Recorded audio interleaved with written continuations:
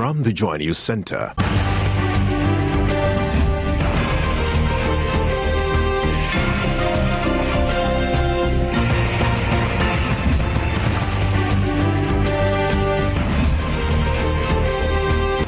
This is News at 8. Welcome to the Primetime Bulletin here on Joy News on Multi TV. Coming up, 5 failed presidential aspirants launch bid to bring President Mahama and Nana Akufo-Addo together to pledge to respect election petition verdict. Osei joins calls for peace and urges Ghanaians to have faith in the Supreme Court justices adjudicating election petition. NPP General Secretary appeals to party supporters in Tamale to be patient as an appeal is sought in the conviction of 5 of their kinsmen over the murder of NDC activists.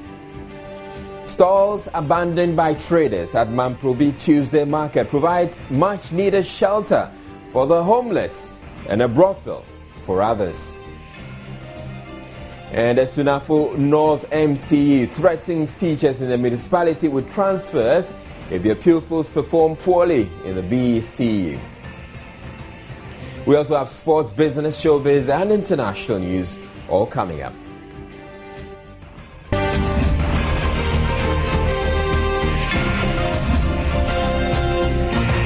News at 8 with Israel Lai.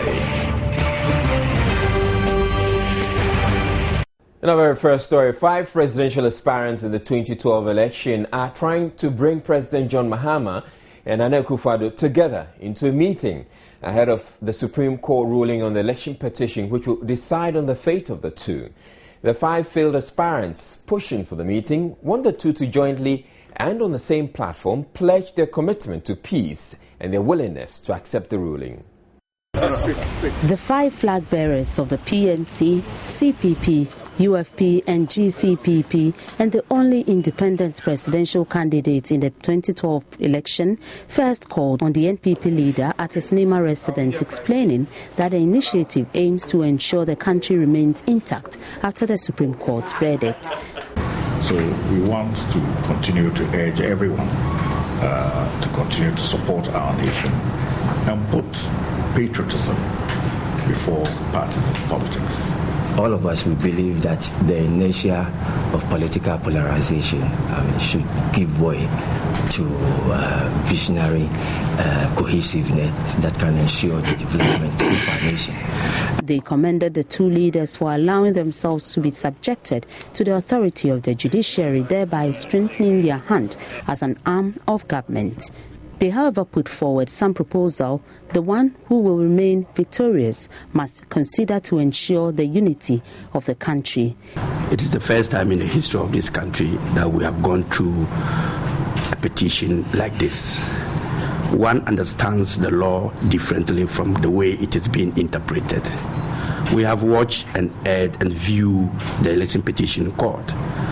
People translate it in different manners and in different ways. So this meeting is necessary. This peace meetings all over the country is necessary to educate the people. It's not what you hear in court, that the judges will use that to determine the case of the court. So we should admire what is happening in court and believe that whatever the verdict, which way it comes, let's believe in the rule of law. Let's accept it the way it is. Let's maintain peace. The Ghanaian man would like to have 3 square meals, nothing more, nothing less. Communications Director of the NPP, Nana Kumia, told the media after the meeting, Nana Addo reiterated his commitment to accept the ruling of the Supreme Court. Essentially, the parties are committed. But to say somebody should not seek a review is premature. Let a verdict be delivered. And then if you have that kind of advice, you put in that advice at that time. In their meeting with the president at his cantonment residence, President Mahama said he stands by his pledge to accept any outcome from the Supreme Court. But I do believe that Ghanaians as a people, know where we've come from. We've been on this journey since 1992. We have a supreme law of the land, which is the Constitution, and all of us went to a referendum in 1992 and adopted that Constitution as the supreme law of the land. And so once we did that, we agreed that we were going to be guided by the Constitution. And the Supreme Court, as a creature of that Constitution, is the highest court that adjudicates disputes. The judiciary is the final arbiter when we can agree on matters. The president added he is all for the all-inclusive government being advocated. Should a group of 5 succeed in bringing the two together on the same platform, the message should boost the efforts to ensure general acceptability of the verdict come August 29.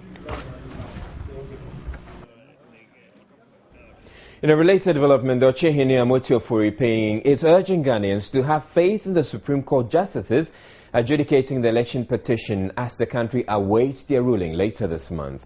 Addressing a peace forum organized by the William Uforiata Heritage and the country's 2 key religious bodies, he urged the current generation not to jeopardize the peace being enjoyed now, as the country's future is in their hands. The director of the Institute of African Studies at the University of Ghana, Professor Akosua Adomah, who also spoke at the forum, said the equitable distribution of the national cake is critical for the sustenance of peace before, during, and after the ruling of the Supreme Court. The Sunyani spoke as the chief patron of the William Uforiata Heritage.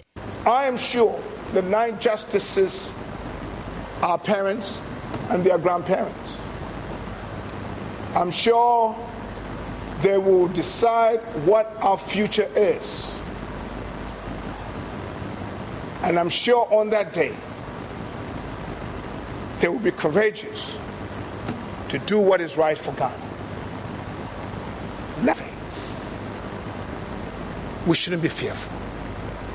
We should have faith in the 9 men and women who sit in our Supreme Court. The forum, organized in collaboration with the Christian Council of Ghana and the Office of the National Chief Imam, brought together some key political figures, including Presidential Advisor P.V. Ngobin, Vice Chairman of the new Patriotic Party.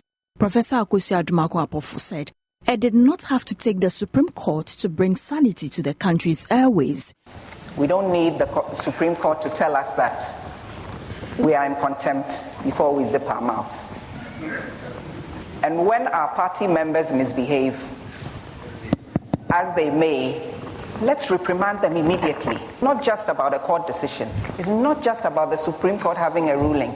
It's about those who are in power ensuring that everyone, as Mr. Okujoto has said, enjoys a piece of the national cake. The forum also saw the Member of Parliament for Dome Kwabenya Adrasafo and an executive member from the Office of the National Chief Imam, Awal Shuaib, deliver a peace pledge on behalf of the youth. Also in attendance were the Omahini of Asukari traditional area, Nana Kebi Asante, and a host of other dignitaries. Well, former rector of the Ghana Institute of Management and Public Administration, Professor Stephen Ade, has lauded the impact of the peace messages which have flooded the airwaves as the country awaits the delivery of the Supreme Court verdict on the election petition. Speaking to Joy News on the sidelines of the William Uforiata Heritage Peace Forum in Accra, he said it gives him assurance that all will be well. Basically, it's the job of everybody, and especially the media. You must use this opportunity to address it. But as we have such fora, then it's carried on the news, in the newspapers and other things. And I think that really, going back, I come from a village, and I just spent about 1.5 weeks in my village, and people are getting the message. I think that the more we discuss it on the radio, the more opinion leaders talk about it, the more people get, it sinks down, and the people are likely to accept it. I think that generally, personally, I think that most Ghanaians now are going to accept the verdict. And the few, of course, at any time, there can be a few people who may try to misbehave. And I think that if that were to happen, our security agents are prepared to deal with it. I think. And then President John Agyekum Kufuor, former President John Agyekum Kufuor, has asked for restraint after the Supreme Court ruling on the election petition on August 29. He advises that the public's posturing must be guided going forward, and that wherever the decision falls, the victors and vanquished should know that they are not there for themselves but for all Ghanaians. He was speaking to my colleague Marian Ture at his residence today. There have been petitioners and there have been respondents, meaning there are 2 sides. what should happen is, wherever the decision is going to fall, if those are judged as victorious, they should know that they are not there for themselves. They are there for Ghana. So magnanimity should be there. That should mean cutting down on catcalls and taunting and that sort of thing. Those against whom the verdict will go should also restrain themselves, because after all, we should pray for life. There will be another chance in due course, 3 years, 4 years down the line. And the whole idea of multi-party democracy is alternating systems. Today is your turn, tomorrow it might be my turn. The thing not to do is to try to end it all in one day.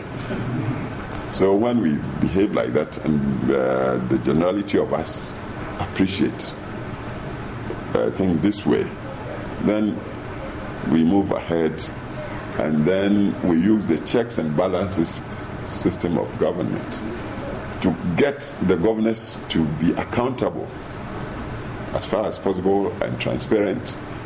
Get them to know that they are there because most of us decided they should be there. Power is not theirs. Power is in the people. If they know that, then they will continue to be modest and govern well.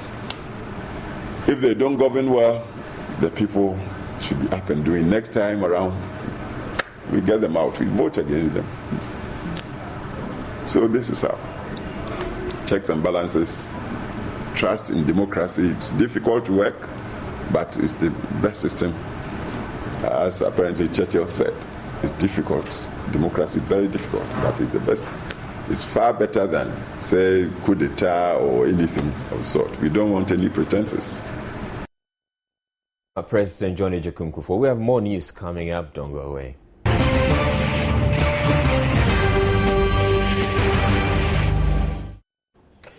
The new Patriotic Party General Secretary Osei has appealed to his party supporters in Tamale to remain calm whilst counsel for the 5 convicted yesterday for the murder of an NDC activist initiates moves to appeal the verdict. One of the 5, Yakubu Yahuza, has been sentenced to death by hanging for the death of Abdul Rashid Muhammad in February 2009, while the rest are to serve 36-year jail terms each. The General Secretary made the appeal when he visited family members of the 5 and party supporters in Tamale to show solidarity. The visit comes a day after the Tamale High Court, presided over Justice Lawrence Mensah, delivered the sentence. Yakubu Yahuza was found guilty of murder and conspiracy to murder by a unanimous decision by a 7-member jury. The NPP General Secretary was joined on the visit by Northern Regional Executives of the party and the Tamale Metropolitan Police Commander, ASP Abanga Caesar. Kojo Osei said the thoughts of the entire NPP family are with the 5. He said, having spoken to their lawyer Nana Obri Boahen, he remains confident they have solid grounds for an appeal, but added that they would prefer the appeal is heard in Kumasi rather than Tamale. We believe in the rule of law. We believe in justice. We believe that the law should take its own natural course, and that at the end of the day, they will win their freedom and come and join us as members of one family. Tamale needs peace.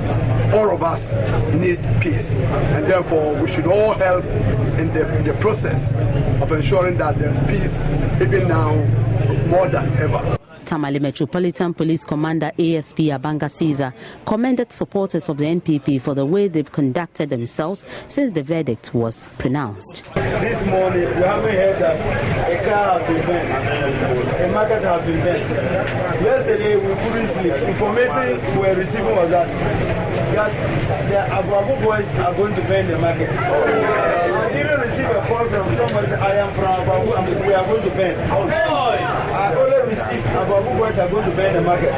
I'll put Alaji Rashid on, I'll put Dr. Clifford, I'll put Sanat on. I say, if a mad person burn the market, they will say you burn it. You should try and watch. I'm happy you are all here. I'm happy nothing happened. And you know the peace talk will still be coming back to meet you. Keep it, even if something will happen, let this happen after 29. Mohammed Hashmin's report. Nurses at the Kolebu Teaching Hospital who were hired within the past year have threatened to go on strike by September 2 if they are not paid salaries owed them. The nurses have on a few occasions in the past months demonstrated over their salaries they say have not been forthcoming for the past 10 months. The nurses, numbering over 600, have for the past months complained about the non-payment of salaries since January 2012 when most of them were hired. According to them, calls on authorities and various stakeholders to address their concerns have fallen on deaf ears. The aggrieved nurses today marched to the office of the Ghana Registered Nurses Association's office to present their petition. The nurses say even though authorities of the Kolebu Teaching Hospital have offered to give them an advance salary payment, they say that cannot be substituted for their salaries. We are not asking for allowances, we are not asking for motivation, we are not asking for incentives. We are asking for what we have worked for. So we are fed up. You bear with me that living in Ghana, the cost of living is high, everything is expensive. So we want the salary. We've been working for 20 months and it's what we deserve. In a telephone interview with the president of the GRNA, Kweku Asante Krobia, he however denied knowledge of the strike threats raised by the nurses, but said they are still working with the Ministry of Finance and the Kolebu Teaching Hospital to resolve the issue. In other news, the Sunafo North Municipal Chief Executive Mohammed Kweku Doku has threatened to get all teachers at the basic school level in the municipality transferred if pupils do not perform well at the 2013 BEC. In the 2012 BEC, 4 schools in the municipality scored 0%. The MC blames poor performance at the BEC on lack of supervision and lackadaisical attitude of teachers to teaching. He won't agree to the assertion that pupils are recording 0% in the BEC because of untrained teachers posted to the area. Mohammed Doku said the Assembly, in collaboration with government, has provided the necessary infrastructure for most of the rural schools in the municipality. Therefore, the teachers have no excuse not to perform. He asked the Municipal Education Directorate to ensure discipline and supervision in all basic schools, threatening to get indisciplined teachers transferred.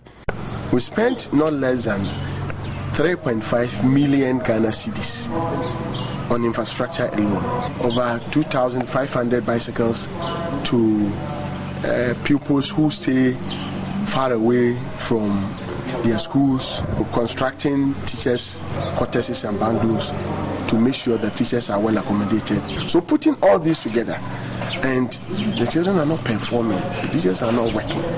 The Sunafo North Municipal Education Director, Jonas Yelburi, mentioned staffing, low participation of communities in educational activities, and the poor learning environment as challenges curtailing improvement of education in the municipality. In fact, children do not want to learn. They are rather chasing money. Galamsey, carrying of cocoa and other things, and then being used by their parents to do farm work, to go to enter the market. In fact, especially on Wednesdays, the number of students that come to the market is something that is not also helping us in education. The municipality is worried private schools perform better than public schools at the BEC.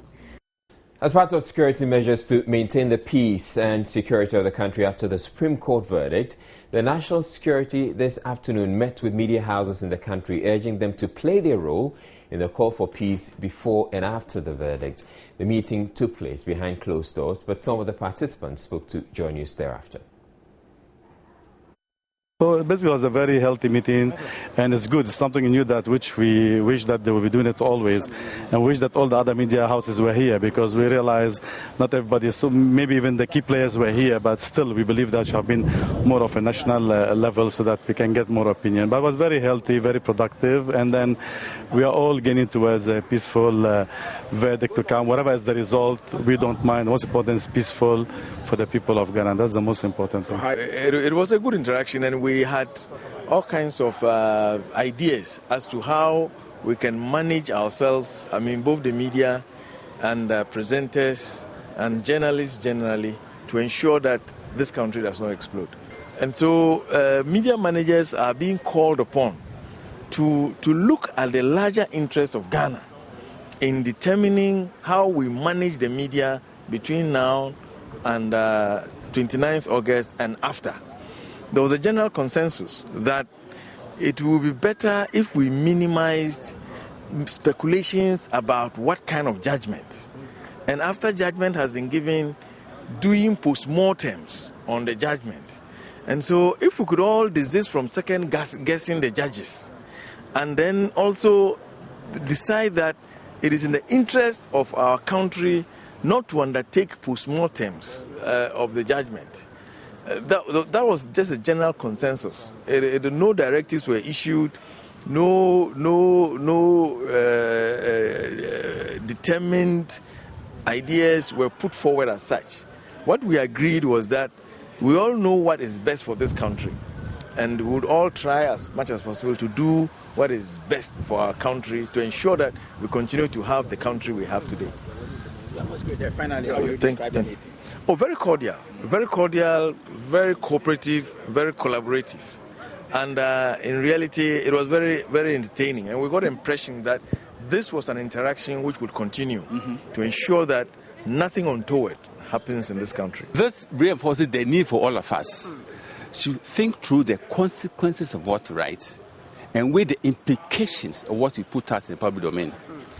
We mentioned in Rwanda's experience, it took a reckless journalist on a reckless station, to spark violence to the extent that over 800,000 people were killed in horrendous circumstances. We are not out of the woods yet. The danger signs are there. But we have a responsibility, and it is within the bounds of possibility to save this nation from descending to the Rwandese level. It's not a question of disseminating information. Around this time, truth is an issue. There's a need for us more than ever before to show an addition to factual accuracy. But truth is not enough. Well, if you have a piece of information which is factually correct, which has the foundation of truth, has the substratum of truth, then go beyond that and ask yourself, will this serve the interest of Mother Ghana at this critical time when we find ourselves in a very difficult situation? Now, on the first day that the ruling in the landmark election petition hearing will be delivered, the police has announced that all areas within 100 meters from the Supreme Court will become a security zone. Though the police believe this is necessary to put them firmly in charge because of the high stakes involved, all movements to and from that zone will become restricted, with implications for the many businesses and organizations within that perimeter. Eric Curtis Howard has more. The Ghana Police Service has set aside a 100 meters radius on the day that the Supreme Court will give its ruling in the landmark election petition hearing. Now, calculating 100 meters per the police estimation means that areas including the Bank of Ghana building, the Ghana Commercial Bank, the AMA office, Tema Station and other surrounding areas will be affected by this directive. It means that persons entering this security zone will need to be extra careful, or will need to have some sort of identification or accreditation from the security agencies before they can access the area and conduct legitimate business there. For the Supreme Court, it's a no-go area for any person, be it the media or any other person who doesn't have accreditation. Our concentration is securing the entire Supreme Court. That is why the Director General Operation indicated that at least effectively the police will be cordoning within 100-meter perimeter. So that radius should be a no-go area for people. But they are not suggesting that somebody who has a legitimate business should not go there. At the end of the day, it is a security measure that the administration is putting in place. But if there is an entity or a person who has a legitimate business doing somewhere which is not closer to the Supreme Court but within the 100 meters perimeter, obviously the person will be allowed based on a reasonable explanation to the security. There will be inconvenience, but we believe it's just a one-day inconvenience, so Ghanaians should definitely bear with us. When the landmark election petition hearing started, supporters and sympathizers of the two major political parties involved could go as far as the court building to witness proceedings. This led to the eventual overcrowding of the court premises and in some instances leading to some confrontations with the police. But the police subsequently took charge, allowing access to only persons properly authorized and with the requisite identification. As the case drew to a close, the police say they are even more determined to ensure nothing is left to chance, adding that there have already been several security drills in preparation for the big day. Accra Region Police PRO Freeman Tete tells Joy News the responsibility now lies with the public. We have what it takes to secure the place. And our operational plan is not just for the Supreme Court, it's for the entire country. So we have the numbers. We may not necessarily have a number that we can say effectively will do the job. That is why the sister security services, when it happen like this, they assist the police with the numbers. But we have the capability, we have the capacity to deal with anything that will rear its ugly head. But at the end of the day, we will not disclose our full potential. So it's important that we assure Ghanaians that even if something happens, the police are ready and poised to deal with it. He explains the police will next Tuesday address a news conference to give detailed arrangements as to whether businesses within the 100-meter perimeter of the Supreme Court will totally shut down, which roads will be blocked, and how the public should conduct itself ahead of and during the big day. Eric Curtis Howard, Joy News. Now, traders allocated stalls at the Mamprobi Tuesday market here in Accra have virtually abandoned them because they say it does not attract enough shoppers to make business thrive there. The decision by the traders to shun the stalls has, however, come as a blessing to others in dire need of shelter, including some prostitutes who have turned abandoned stalls into brothels. Etonam saying has more.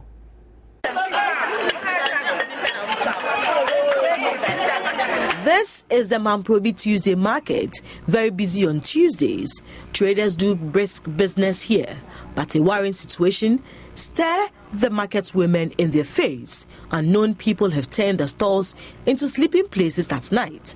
The traders allege prostitutes house their customers here and litter the whole place with contraceptives. A look around the market confirmed what the market women complain of. Most of the stalls are now also sleeping places for women who are unable to pay their rent. These items, mattresses, cooking utensils and household appliances, decorate the stalls. Owners return to them at night. 40-year-old Abla is comfortably housed here with her 3 children, and she tells us she has nowhere else to go after being ejected by a landlord. For banana and see, but me cook. Me kwabana miskana sana wasimi pieni me betra. Wapam 3 months ni. Afene me benya. Misu me ba ha ne me bisa boy bi wo market no ne me bisa no se me pese ni betra ha ne me yeduane me ko market me ko echi o se o. Enye hwe me betu me betra ha. Anka me nyesika kakra bia ne me ko haidem. Me tues kamano 600,000. Traders say both AMA and market authorities have tried to drive them out but failed. Me pie fire machine na me ba hibie gbeke bi ye ke gbeke bi hi ameyi baba o ye tune se ko tun agbadin na mi ni se dis ani me agbadin ama ka sisi awojila ye mi ame awojila ye mi ni jela kan se folo ni young girls ni young boys afa edwa ni ye demu obi ade ti mi yira wo bi sakura wo hu na fa gate ni enhwe se de be ya ye be gate ni entum na peace emra hanmu. If you say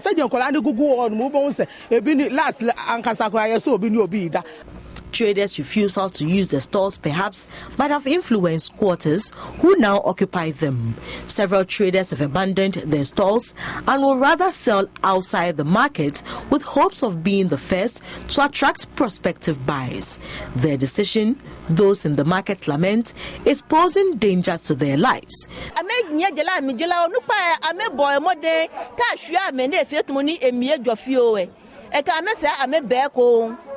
Or be an economy, while you'll be a shanemi or tabia disturbances.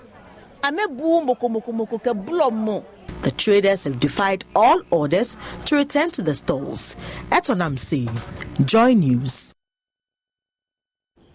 And on to my story of the bulletin. A tearful daughter and a hopeful father were today reunited at the Osei Children's Home in Accra after almost a year apart. Curiously, the reunion between Christopher Teku and the daughter was a coincidence. He told Joy News how he had been accused of selling his daughter by members of his community back home in Agbagoma in the Volta region. Matilda Nyakwa Dennis, who also chanced on the happy moment, filed this report. Akbane Teku was registered in the books of the social welfare as missing on 22nd September 2012. Aged 9 at the time, she was traveling with her mom from Agbagome to Kaswa to visit her grandparents. After entering the car, they didn't see my first daughter. That Saturday evening, they called me in the village that this and this has happened. My daughter is missing. People say I sold my own daughter. To the extent that my father, my own father, locked my wife because of that thing. My junior brother who followed me, he avoided me, so I shouldn't call him a brother again. And for rumors in the town, everybody in the town, everybody say I sold my daughter because of my own sister came to tell me. My own mother, my aunt who followed my mother came to tell me I sold my own daughter because of money. Christopher Teku, who was down with stroke for over a year, visited more than 7 native doctors who assured him Akbane was dead. But after almost a year, fate would have it otherwise. He showed me what was left of the police report he filed after the incident, in which he said he carried with him wherever he went. I woke up this morning. I called my wife. Said, I'm going to Accra. I'm going to look for my daughter. I went to Waju. The crowd was there too much. I said, no, I'll come to Osei Children's Home. The moment I enter, something touched my heart. I said, no, there is my daughter here. I called her name. Madam saw me. The madam saw me, look at me. Say, Akbene. He asked me which year. I said, last year. He just looked through the book. He saw the name. He sent to go and call. The minute my daughter come, and she's rare, my daughter. What is your mother's name? Mommy, what's her name? Halima. And daddy? Christopher. And you, what's your name?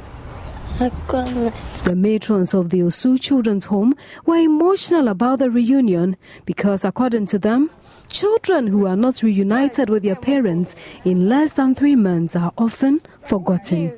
They showed me other children they said had been brought in by the police, classified as missing. Although most of them are healthy, few are deaf and dumb. Others also remain in their shell, perhaps due to the unfamiliar environment in which they find themselves. According to Sharon Abbey, managers of the Osei Children's Home, about 10 children are brought in every month. Some of the children are deliberately abandoned by their wards. The children are the future leaders of the country. They should feel free to approach any social welfare agency or even churches.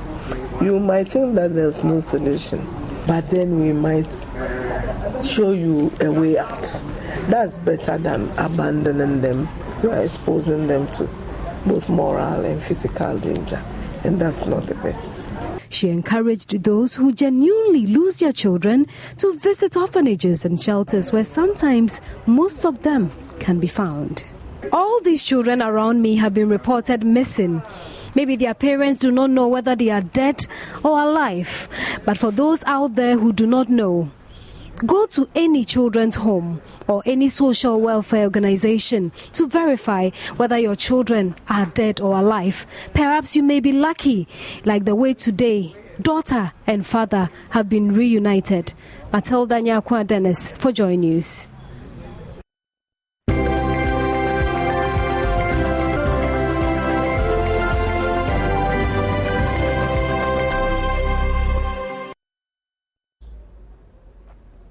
Good evening and welcome to the Business Report with me, Asare.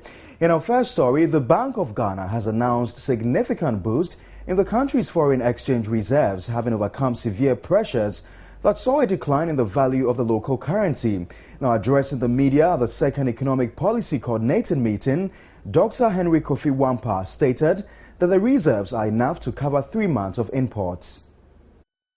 A dip in the foreign reserves, which governments blamed on dwindling inflows, saw the cedi lose significantly in the first 6 months of the year. But Governor Dr. Kofi Wampa says the reserves have since improved. We have seen some stability on the foreign exchange market for a while. Our reserves have been boosted. We now have reserves of more than 5.6 billion cedis, which can support more than 3 months of imports as well. We also are looking forward to the second half, which normally is much better than the first half, and therefore we expect that stability to continue into the second half. Vice President Kwesi Mr. Arthur, who was at the meeting to review the performance of the economy in the first half of the year, stated the economy had recorded some growth despite the challenges. The GDP growth objective in the first quarter was difficult, but in the second quarter I see that growth has resumed, and therefore it's looking like we are on an upward trajectory. In terms of, I've seen that the central bank is saying that in the first quarter as well, consumer and business confidence were weak, but that consumer confidence has improved in the second quarter of the year. So it just indicates that the difficulties of the first quarter are behind us, and the second quarter has been good, and I hope that the third quarter will even be better, given some of the difficult challenges, difficult policy decisions that have been taken and implemented. Finance Minister Setekwe explained the growth is mainly because the power crisis has been largely resolved. As the power crisis in particular, got resolved gradually over time. We had a lot more of our own power plants coming on stream, and the gas from Nigeria, flowing. So we suddenly saw some pickups, in the economy going towards the end of the quarter and, the second quarter. And we are sure that by the end of the third and certainly fourth quarter, the economy will be back, on track. So as the economy picks up, we expect taxes to also, pick up. The meeting is a precursor to a general meeting this weekend with the entire government machinery to brief them on the country's economic standing and also deliberate on the necessary economic policies needed. Finance Minister Setekwe is optimistic the economy will eventually overcome the challenge of fiscal deficits if the policy to regularly review prices of petroleum products is followed through. He adds that recommendations by organized labor to win subvented organizations of state funding will be pursued while government ensures the mountain wage bill is contained.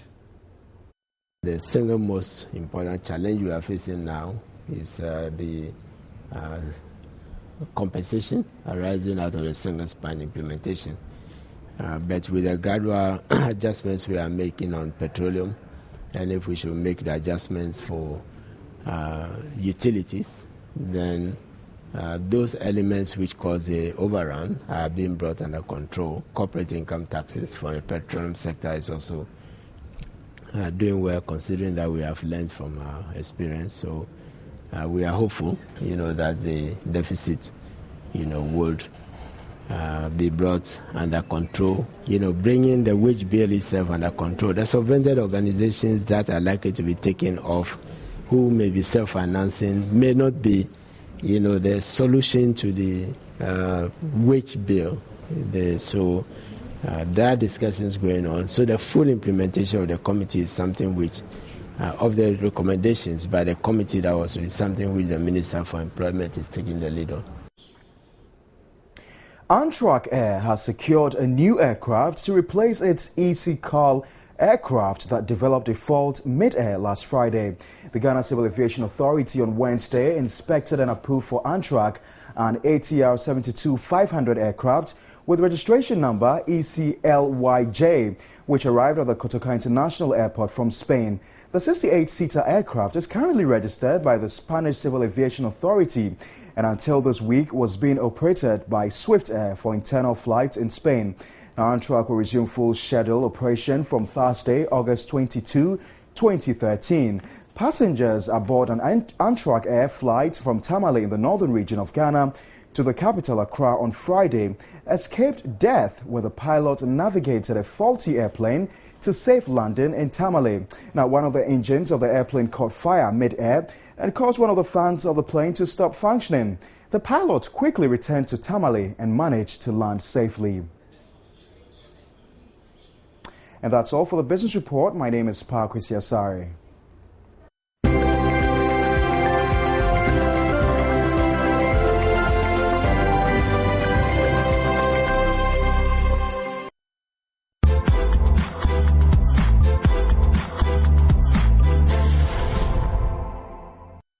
Ghana's rapperholic Sarkodie has finally released the video for his 2012 hit song Illuminati.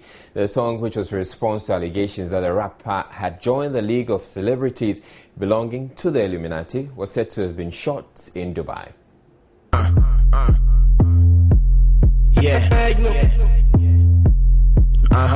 Sarkodie's Illuminati song has enjoyed massive airplay since it was released in November 2012. The video for the song off his yet-to-be-released Psychology album was shot on location in Dubai by Famous Films and directed by award-winning Ghanaian director Gio Jima.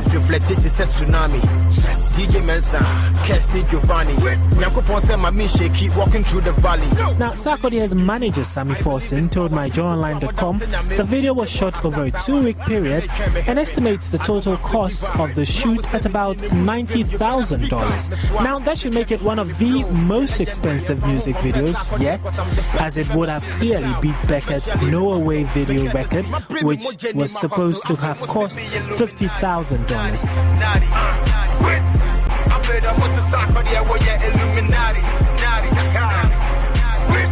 According to Sammy Forson, Illuminati is one of 2 videos shot in Dubai. The video, which was posted on video sharing site YouTube on August 19, has since received 60,084 views. Now, let's patiently await the release of the second video. Let's see how that fares. Sammy Forson, you better do the talking. Momentas your cash, I hear me spend it just on shopping.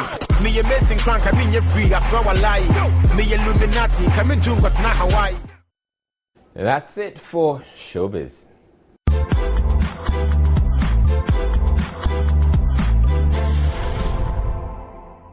Right, so that was my director trying to do some mixes there for the bulletin. Now, that's it for the bulletin, though. Before I go, a quick run through our top stories. 5 field presidential aspirants have launched a bid to bring President Mahama and Nana Akufo-Addo together to pledge to respect the election petition verdict.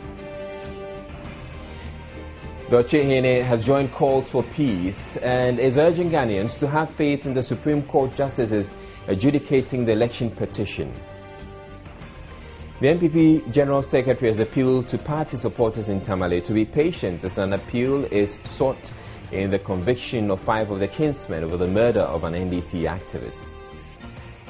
Stalls abandoned by traders at Mamprovi Tuesday markets appears to be providing much-needed shelter for the homeless and a brothel for others. And the Sunafu North AMC is threatening teachers in the municipality with transfers if their pupils perform poorly in the BEC. That's it. For more news, log on to myjoyonline.com. My name is Israel Live. Have a good evening.